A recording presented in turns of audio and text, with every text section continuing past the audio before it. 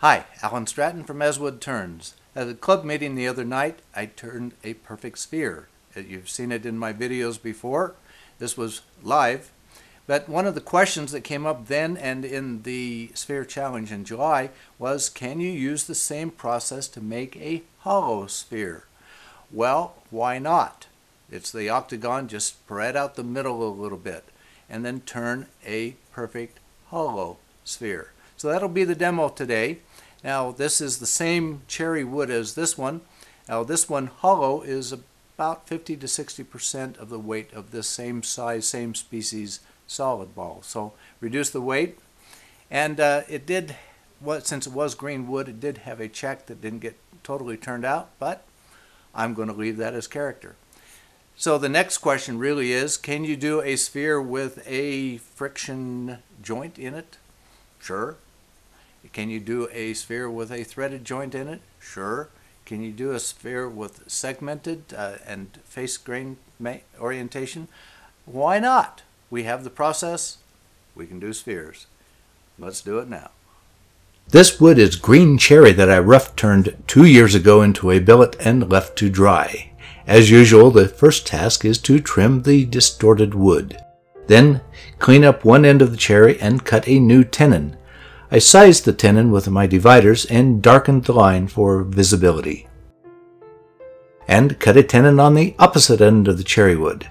Meanwhile, I measured the diameter of the cylinder and did the two necessary calculations. That is, 3-inch diameter times 0.293 equals 0.879 for the first corner, and 3-inch diameter times 0.414 equals 1.242 for the side measure. That's it. Next, I selected a spot for the begin point of the sphere. This is far enough from the end to allow me to reduce the diameter while keeping the tenon intact. I am carefully turning this diameter down to the measure for the side, 1.242, but leaving the tenon.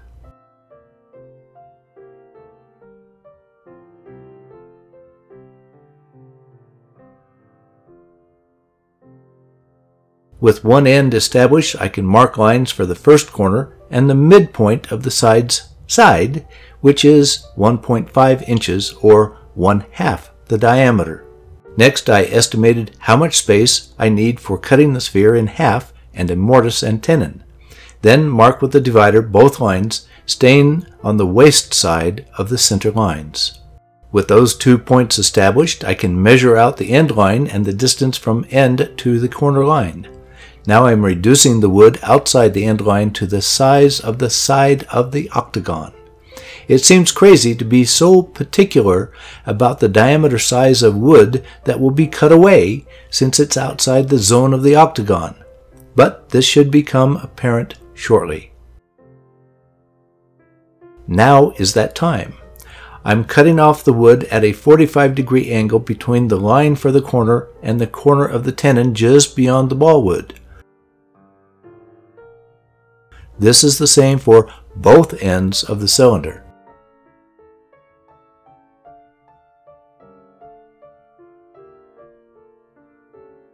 At this point, I need to switch from centers to a chuck mount. Then cut the top from the bottom with a parting tool. Since half of the sphere is still mounted to the chuck, this is a good time to hollow this side of the sphere. I'm using my spindle gouge. Since this is end grain, the spindle gouge does a great job. I just need to be careful not to go too far. But I cannot finish the tenon yet.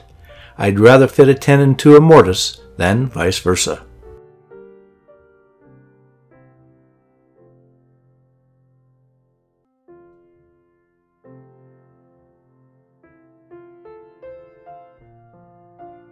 Now with the other side mounted to the chuck, I'm hollowing this side the same way as I did the other, with my spindle gouge.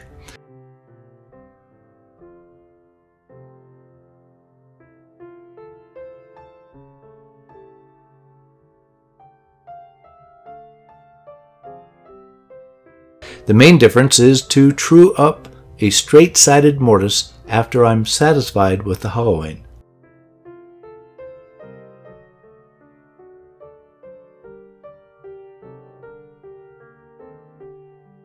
I'm switching back to the tenon side, mounting it to the chuck so I can trim the tenon to fit the mortise.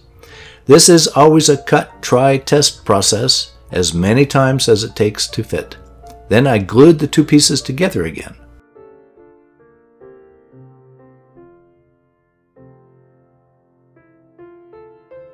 With the sphere glued together again, I'm first parting off one end of the octagon.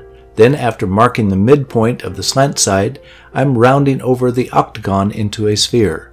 I use a gauge similar to a very large washer with a large hole to assess the curvature of the sphere. Then on the opposite end, I start rounding over into the sphere. Then I used a parting tool to reduce the diameter as a marker. I want to leave enough wood to keep the octagon mounted. How far to go is a guesstimate. I'll take care of that later. I'm using some 80 grit sandpaper to smooth some of the sphere. I've found that a little sandpaper now helps the sphere to seat better against the cup centers, coming up very soon. Now I can part off the sphere from the base. I have dedicated cup centers, but since I still have wood mounted in the chuck, I'm going to use that wood for a cup center. I need to hollow to 1/4 to 1/3 the ball's diameter and reduce the outside for clearance. Now I've rotated the sphere by 90 degrees so that the former equator is running pole to pole. A rubber stopper provides non-marring support on the live center. Now I'm using a spindle gouge and a shearing cut to attack the ghost image at the top of the sphere. Most of the ghost is the former top and bottom spigot. I have to stop and check that I'm leaving the line running from pole to pole. Then, after just a touch with the 80 grit sandpaper, I mark a new equator line. Now, rotate the sphere by 90 degrees plus or minus. I'm still using my spindle gouge again in a shearing cut. The ghost image is smaller now. I still want to leave the line running from pole to pole. Again, a touch of 80 grit sandpaper will help the sphere seat better again. Again, a new equator line. Now rotate the sphere by 90 degrees plus or minus. Often by now I have switched to a scraper, but I'm actually still using my gouge. The ghost is nearly gone, but I'm careful to take very, very light shearing cuts.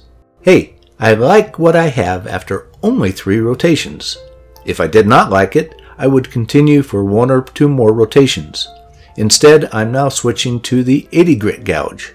You guessed it, 3 rotations, but I'm not bothering to mark the equator line. Then 3 rotations with 120 grit, and 3 rotations with 80 grit, and 3 rotations with 220 grit. Now 320 grit. But this time I'm applying my beeswax and mineral oil mix. After sanding with the 320 grit, I reapplied more wax oil mix. No more finishing required this time. The beeswax oil is both a finish and a sanding media. I don't need to buff this. I like it as is. So, can the octagon method be used for a hollow sphere? Of course. It just requires a temporary stretch at the middle of the octagon. I glued it back together, but there are many other options. This ball was fun and only moderately difficult to turn. Please give this video a thumbs up, subscribe on my website, tell your friends, and send me your comments and questions. Every week I make a new wood turning video, but please wear your full face shield. Goggles are not enough protection. Until next week's video, this is Alan Stratton from As Wood Turns.